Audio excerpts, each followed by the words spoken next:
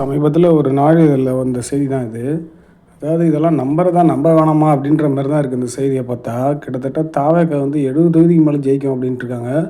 திமுக 90, அதிமுக 35ன்னு சொல்லியிருக்காங்க.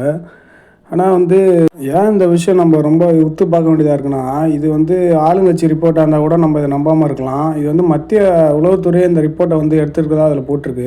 இழுபறியா ஒரு 38 தொகுதிக்கு மேல இழுபறியா இருக்கும் அப்படின்னு சொல்றாங்க. ஒரு கட்சி ஆட்சி அமைக்கணும்னா 118 தொகுதி வந்து ஜெயிச்சிருக்கணும். ஆனா, இப்ப இந்த எந்த கட்சிக்குமே பெரும்பான்மை இல்லாத ஒரு நிலையில தான் வந்து இருந்துட்டுருக்கு. இதுபடி நம்ம பார்த்தோம்னா, அப்போ வந்து கூட்டணி ஆட்சி தான் அமையறதுக்கு வாய்ப்பு இருக்கு. அப்போ எலெக்ஷன் முடிஞ்சதுக்கப்புறம் தான் நமக்கு தெரிய வரும். ஆனா, இதெல்லாம் நடக்குமாடா? என்னடா ஒரு நியாயம் வேணாமாடா? அப்படின்னு நீங்க யோசிக்கிறது வந்து தோணுது. அதான் தாவேகா கட்சி ஆரம்பிச்சே ஒரு 1 வருஷத்துக்குள்ள தான் இருக்கும். அந்த கட்சி 70 தொகுதி ஜெயிக்குது அப்படின்னும்போது, இத நம்புறதா நம்ப வேணான்றத நான் உங்கள்ட்டயே விட்டுர்றேன்.